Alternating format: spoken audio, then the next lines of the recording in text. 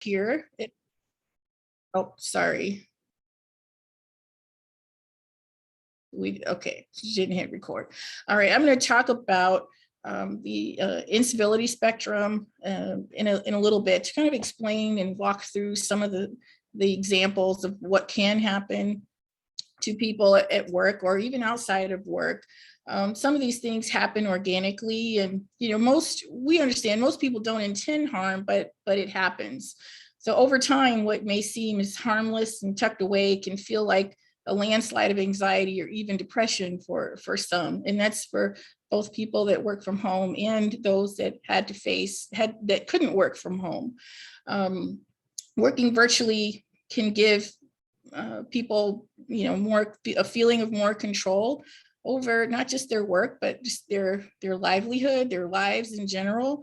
And it includes what happens, before, during, and after work. And it can contribute to them feeling better about things in general. So even in a hybrid version, working some from home and in the office can lead to more satisfaction. Both groups, working from home and working still in the public facing, have been very vocal about the impact of the increased angst as a contributing factor to them joining the Great Resignation. And so that's really what brought mine and Brenda's attention to this issue, and thought it would be a very relevant topic to discuss, in particular for where labor management relationships exist. Next slide, Brenda. So what you're looking at is incivility spectrum at FMCS. We use quite a bit when we put on various projects that we've recently come up with. We've labeled it the Inclusion Project. It's a library of various trainings on civility at work, but this represents a spectrum of how things can happen. So we're of the belief that every employee has the right to work in a civil workplace.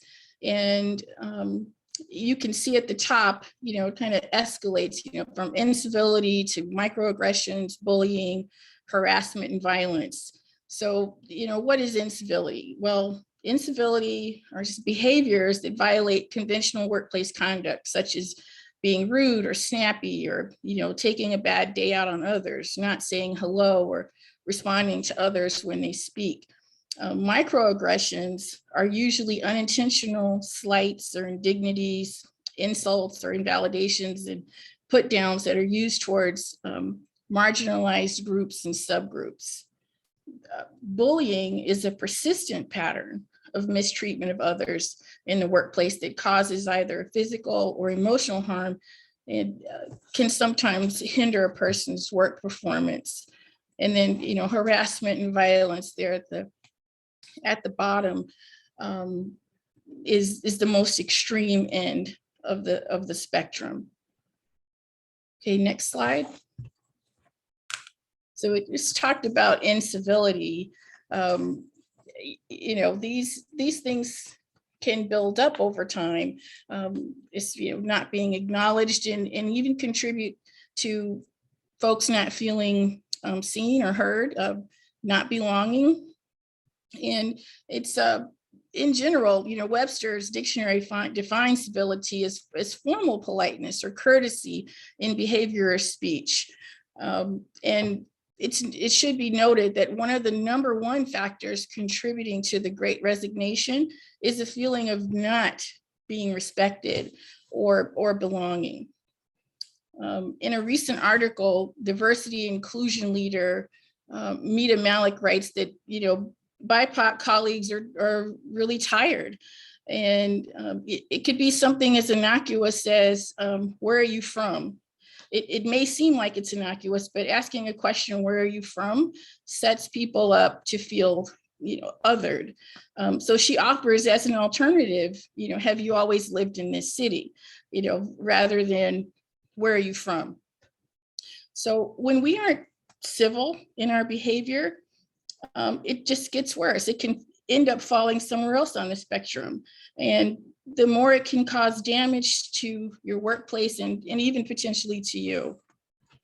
So next slide, Brenda. So this example, toxic positivity, another, seemingly innocuous thing that can happen, such as, I'll give you an example of what toxic positivity is. Things like, oh, just look on the bright side, or it will get better, or, tough it out, you can do it. Saying things like that instead of acknowledging an individual's concerns or in working to address them, that contributes to a feeling of not belonging as well, and can even cause organizations to overlook more serious problems that can come up on the spectrum and get, not address them. So, positivity, it only becomes harmful when we try to use it to supersede the normal emotional process that people go through. So, oftentimes in mediation, we may use simple phrases like, tell me more about that, or how can I help, rather than, oh, it'll get better, just tough it out. Next slide, Brenda. Gaslighting is another example of a microaggression. In the workplace, when people do things that cause colleagues to question themselves or their actions, it can be very detrimental to their careers and also their mental health. The target can be excluded or made the subject of gossip, persistently discredited or questioned, in such a way that it destroys their confidence. The perpetrator may even divert conversations to perceived faults or wrongs. And, gaslighting can really be committed by anyone and can be especially detrimental when the perpetrator is in a position of power. Okay, next slide, Brenda. So I have this up here. I just put the definition up here because I think everyone has a general understanding of what bullying is, but in the workplace, it's behavior that's unwelcome over a period of time and meant to harm someone who feels powerless to respond. And it's a persistent pattern of mistreatment, and it definitely should be addressed. So research has shown that the impact on in a larger organizational context, that bullying, as well as the group level processes that have impact on the incidents, I'm sorry, I can't get it out, contribute to maintaining bullying behavior. Bullying can be covert, it can be overt, hidden. And oftentimes it can even be missed by, superiors or supervisors or people in leadership positions. But it can also be, just known, like understood that these things happen. Negative impacts are not just limited to the individuals and can lead to an overall decline in employee morale and can even change organizational culture. So that can look like overbearing supervision, constant criticism from work colleagues, blocking promotions, a range of things that can happen. The next slide, Brenda. So the most extreme, is workplace violence. It shows up in various forms. Of late, incidents of racism, xenophobia, and hate crimes against BIPOC people have increased. So many people don't even feel safe returning to work.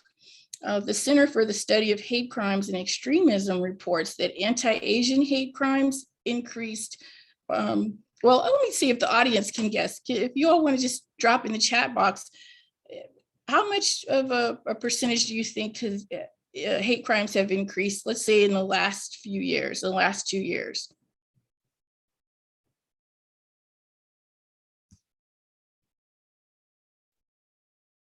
So you should be able to use your chat box, everyone. Okay, Heather says 40, Barb says 45, we have 33, 30. Ashley says 50.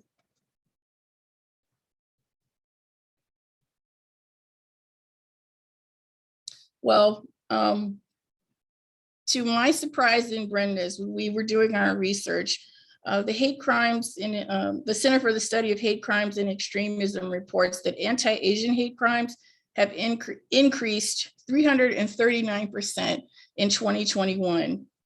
It's also reported that Black Americans still feel and are the most targeted.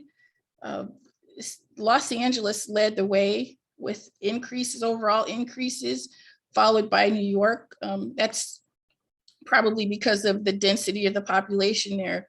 But overall, in the United States, there was an 11% increase in 2021 hate crimes. So in the United States, occupations within healthcare and social service industries experience the highest rates of workplace violence. Workers in these industries have an 8.2% overall workplace violence incident rate. And that accounts for roughly 69% of all physical workplace violence assaults and 71% of all non-physical workplace violence assaults across the country. So just those two industries alone. And this represents that the workplace violence incident rate that is 12 times higher just in those professions than the national average. So who perpetrates these the most in those industries? Customers and clients are the most common perpetrators of workplace violence. And according to experts, this group can include a wide range of individuals, including, current and former clients, patients, customers, passengers, criminal suspects.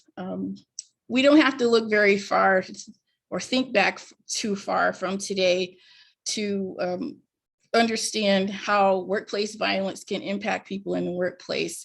Just in the last 2 weeks, there have been shootings at an elementary school, grocery store, hospital. And I also want to make a note, though, that personal acquaintances and intimate partners are also common perpetrators of workplace violence, especially in cases of assaults and sexual assaults.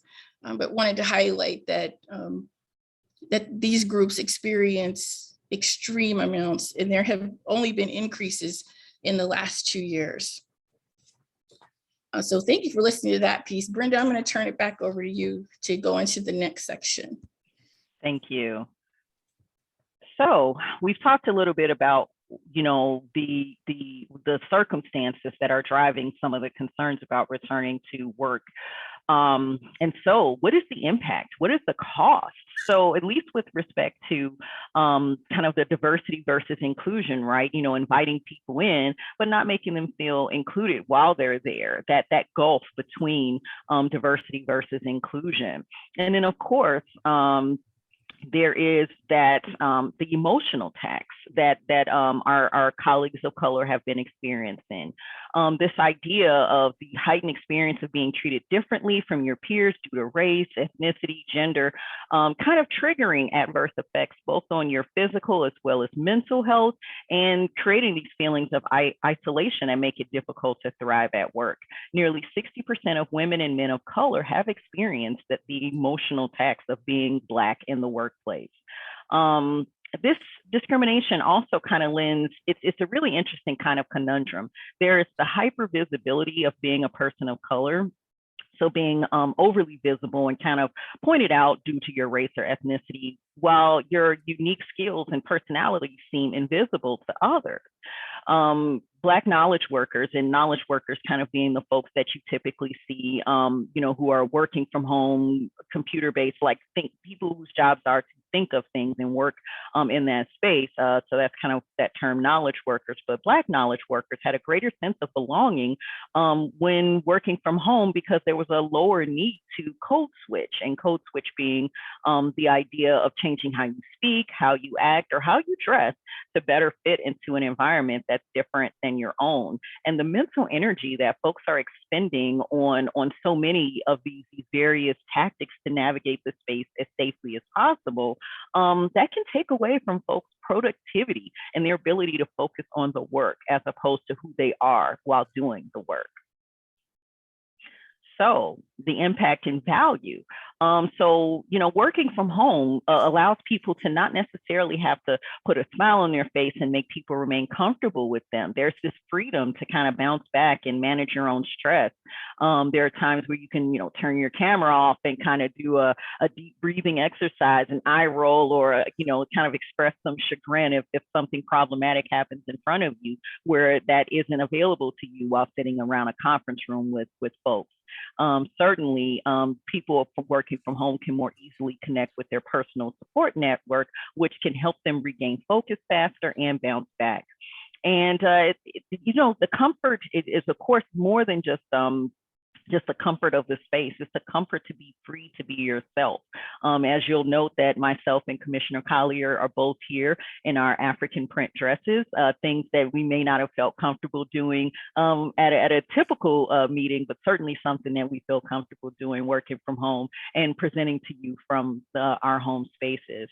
So allowing people to work in an environment where they don't need to keep their guard up and releasing that mental burden so you can actually focus on the work and, like I said, being paid to think and do. And so certainly there's also the freedom from microaggressions, as we defined earlier. It's death by 1,000 cuts sometimes in the workplace. And so just the ability to kind of, again, have that space, that distance, that screen to protect you from some of the things that happen in the workplace, knowing that you're not going to be subject to someone trying to touch your hair or question you about it. Or if, say, a certain holiday is in the area, it's like, oh, so did you guys have fried chicken this weekend over the holiday? And things of that nature, because you don't get as much of that when you're working from home.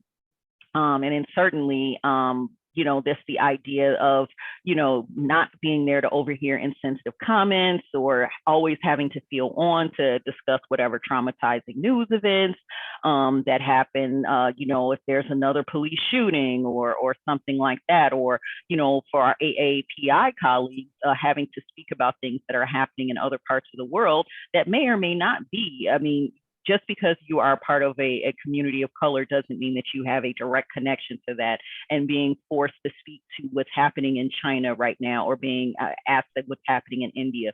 That doesn't, we're just trying to give people space and relief from that.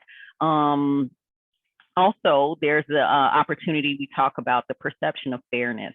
I literally do not know a Black person who's not been called another Black coworker's name in the workplace, accidentally, of course, but certainly working from the Zoom environment where your name is by your face certainly minimizes the chance of that happening. And just the idea that you get to be yourself in the virtual space, and it helps people let you be yourself.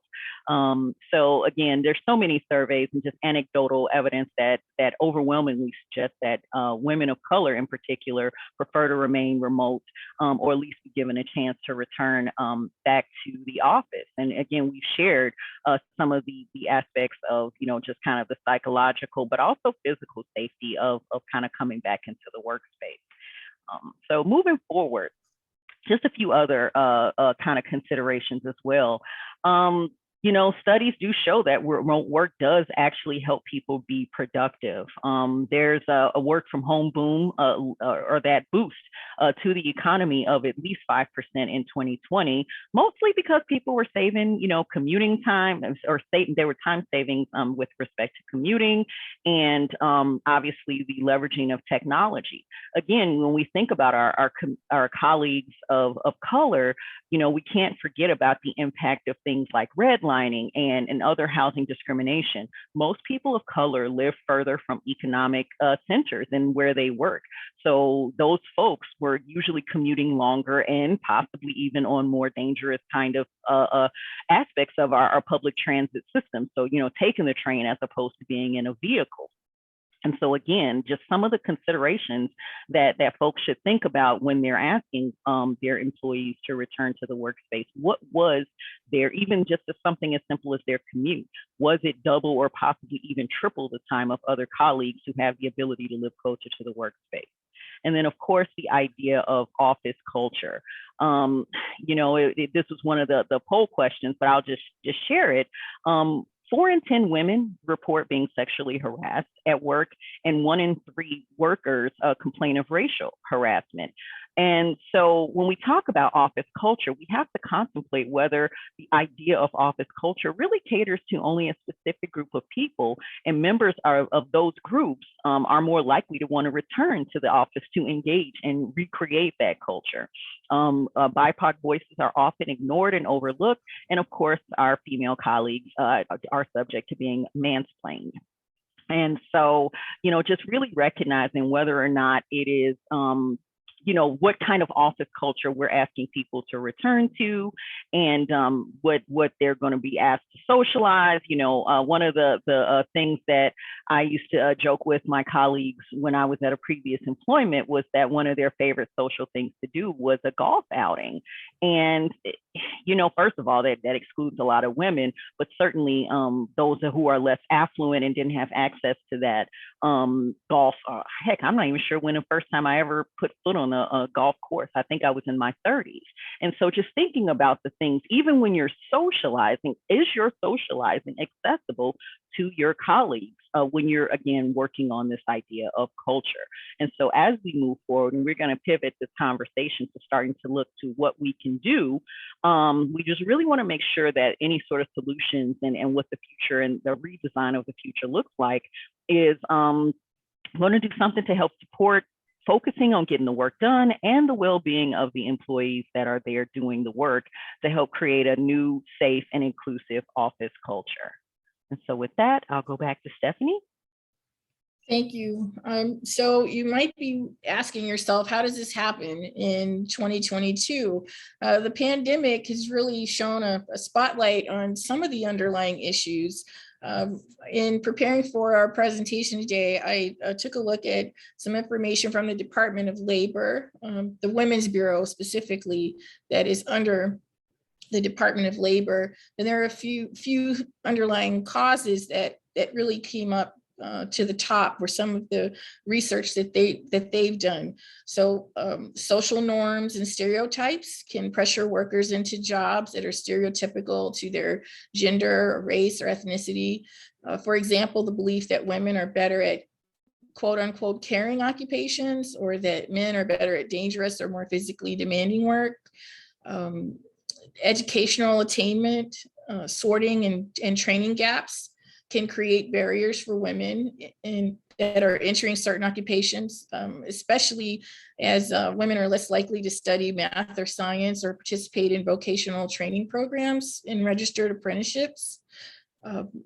Brenda just talked about golf, but networks and mentors, especially of the same gender or race or ethnicity, can help many people get referrals for job openings, hiring, and promotions, but these opportunities are pretty limited in non-traditional jobs for women, and wealth gaps and limited access to capital can create barriers for folks trying to start their own businesses. Workplace discrimination can deter people, especially women and women of color, from even applying for a job, and deter a hiring manager from selecting women, or even impact women's evaluations and promotions.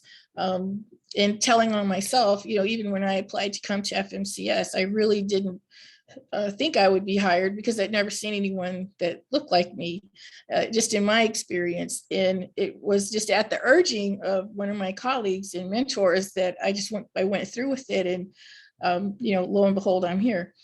So, and lastly, just to circle back to what Brenda touched on, workplace culture and harassment it just creates these hostile work environments for people, and workplace policies that aren't friendly to workers, that have family caregiving responsibilities or transportation issues, just a myriad of things.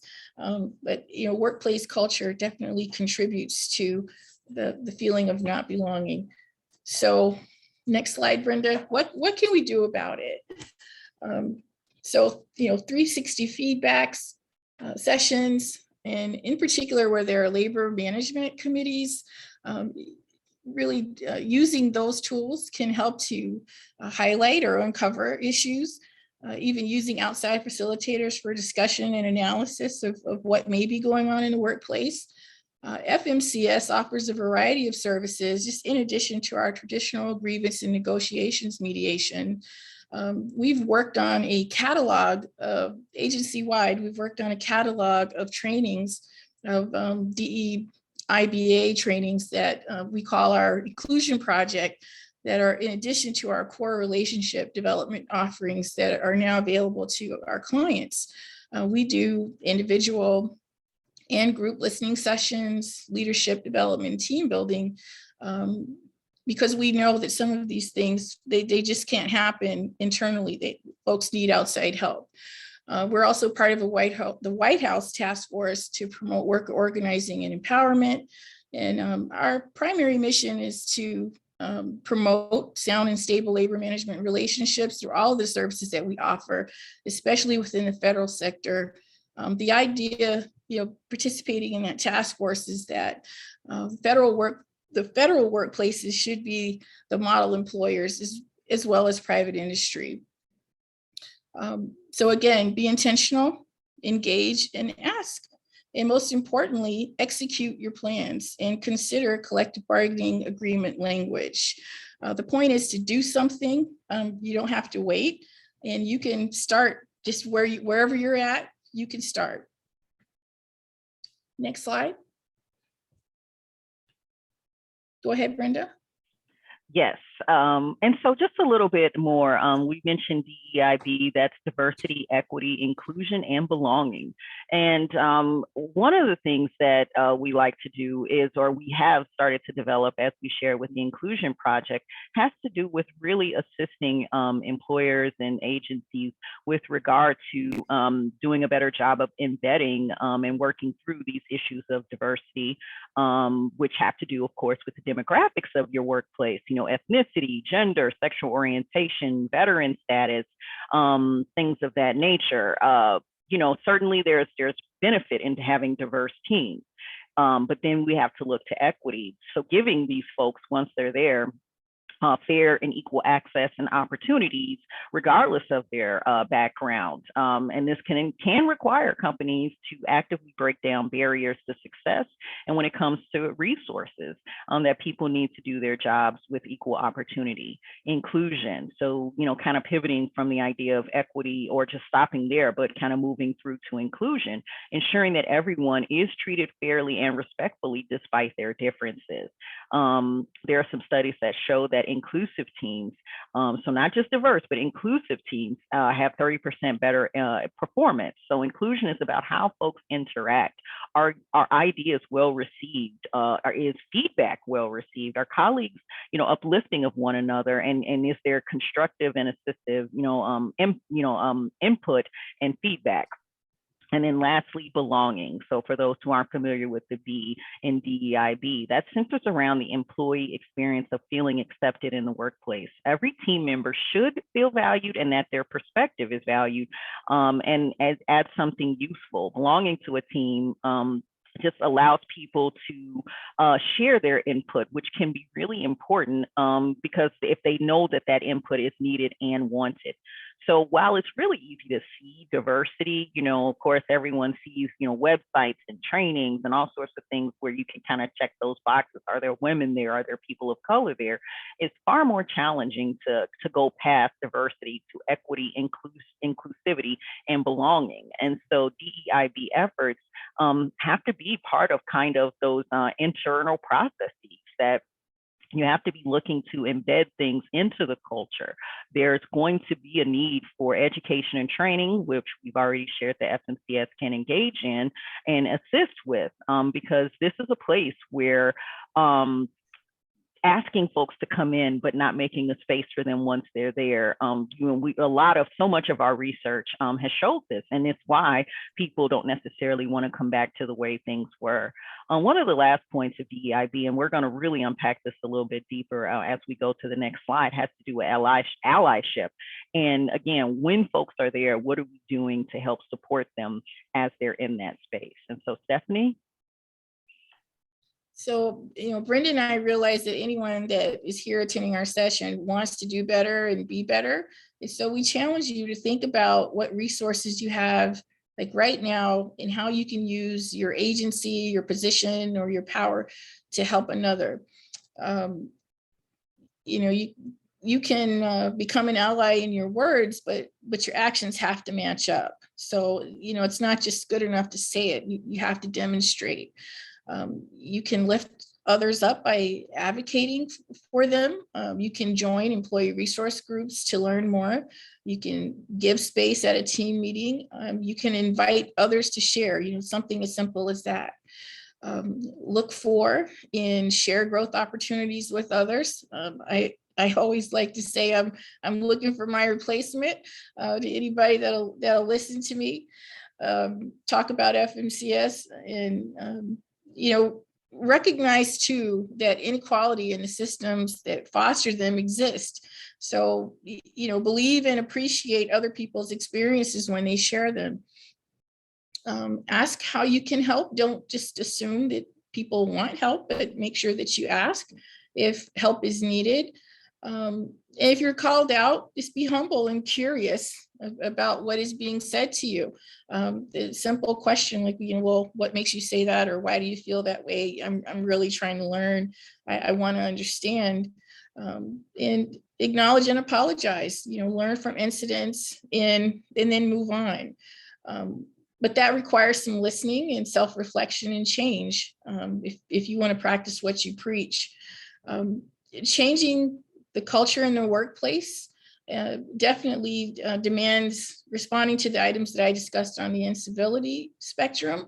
You know, one of our FMCS National Labor Management Conference presenters, Moira Lethbridge, she has a 7-step recipe for success. And one of the key ingredients is creating an environment where it is safe to fail and where people feel safe. You know, failure and trying again is a necessary part of successful partnerships in successful organizations.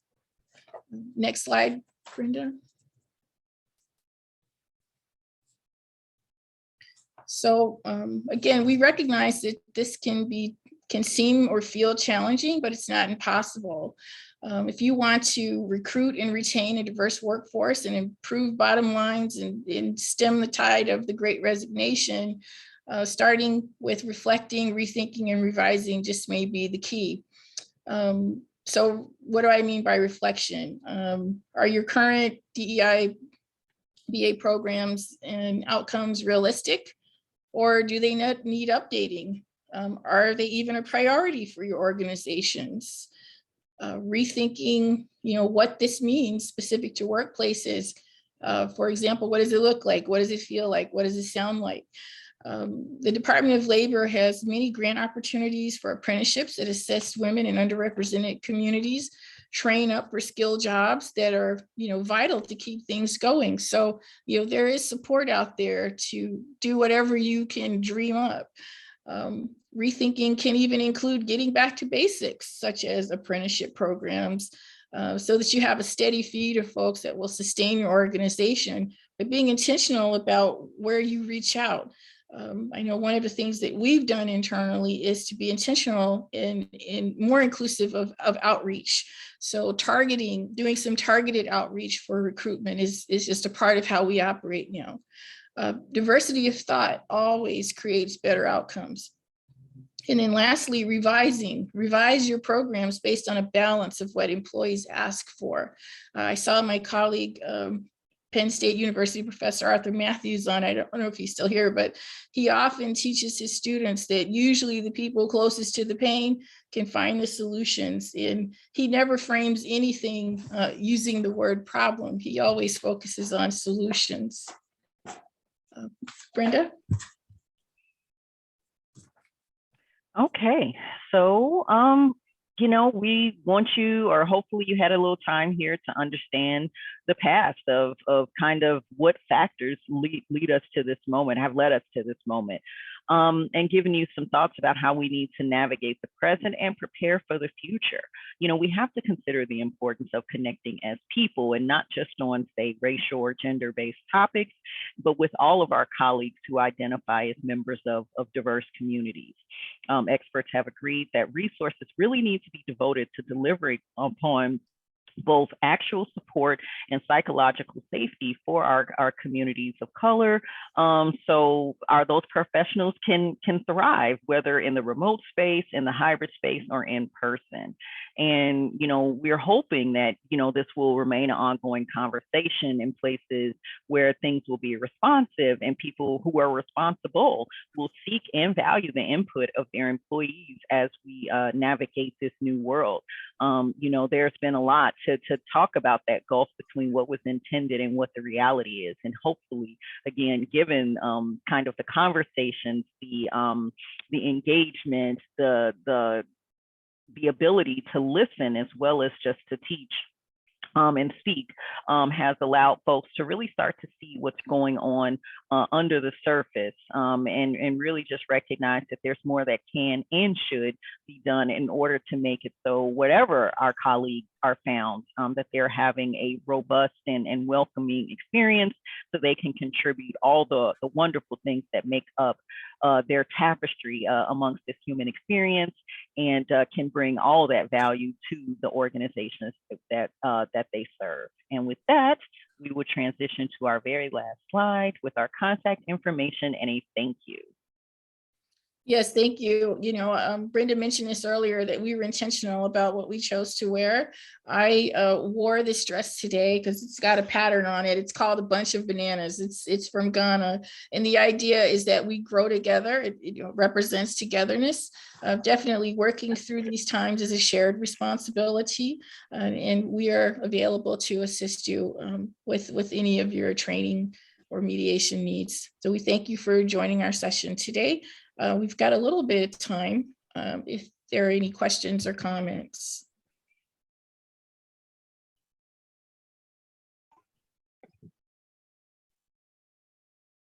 Thank you, commissioners, plural. This was insightful, compelling, and thought provocative. And both my partner and I were taking copious notes. So Stephanie, appreciate you. Thanks for the shout out. Yes to situations that require solutions. No more P words, folks. No P words. He means problem. Thank you, Professor Matthews. It's all good. It's good to be here. Thank you for having us. Thank you. So, I see a couple of comments in the chat. Thank you for the positive comments. Oh, I see Ashley's hand is up. Yes, thank you. Love the presentation. I think these were excellent kind of tips. I had a couple questions. First, one of the things, so I previously did Title IX investigations and now currently in ombuds at the University of Washington here in Seattle.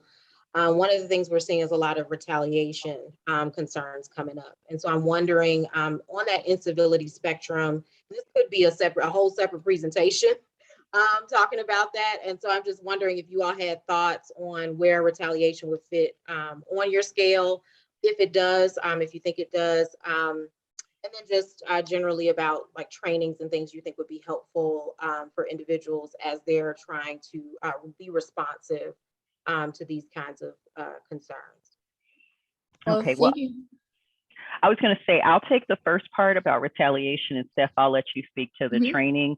As to retaliation, I think it just depends on the nature of the complaint that was filed, because that, I think, will speak to the experience or where it would fall with respect to that. But I think it probably comes close to gaslighting, right?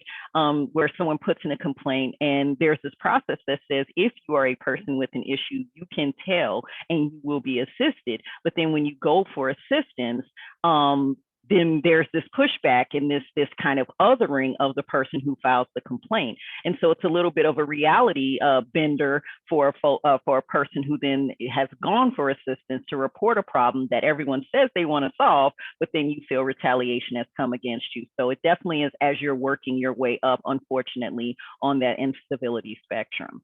And then I think your second question had to do with training. Steph, I'll let you take that one. Yeah, thank you, Ashley. So, why these things happen or why people feel the way they do. One of the things that we try to do is do an assessment first, to ask questions, separate people, Folks usually feel, safer when they're talking one-on-one with us or in an anonymous survey. We have a variety of tools that we use to, pose questions and have anonymous answers come in so that people don't feel singled out or fear additional retaliation based on how they respond. But oftentimes, whether we do whatever method we choose to approach it with, what we're really doing is doing a deep dive underneath an iceberg to try to figure out where the clash is, what happened, and really how can it be better. So, we try to resolve conflict, but also out of that usually comes the need for training, like how to talk to people, how to respond, how to do better, how to speak up.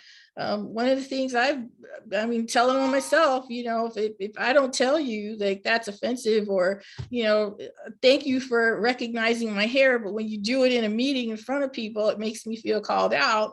If I never tell anybody that or explain why, then they don't know.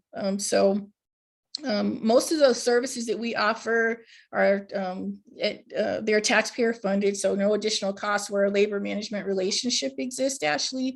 But we do have very reasonable fee for service options available. And we've got folks in our Seattle office that'll be more than willing to help you. If you need referral, you can email one of us. Yeah, thank you. That was helpful. I think, so our role is confidential, so people are coming to us for that one-on-one check-in. And so trying to offer recommendations to leadership or other folks is in our role about what they can be doing or what they should be thinking about. So I really appreciate kind of knowing that you all are a resource. Do you all offer recommendations after you do that needs assessment at the top? Sometimes when we Okay. do listening sessions, we gather information and then we can prepare a report of our findings and recommendations for how to address moving forward.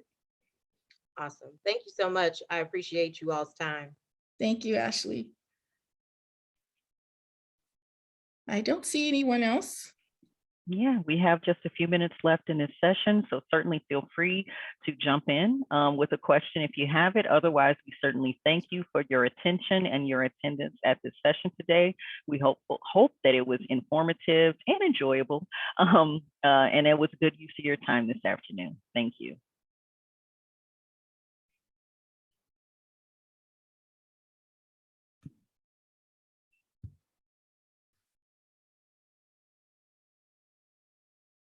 So I guess we can, do we stop recording or? Yeah, I think so.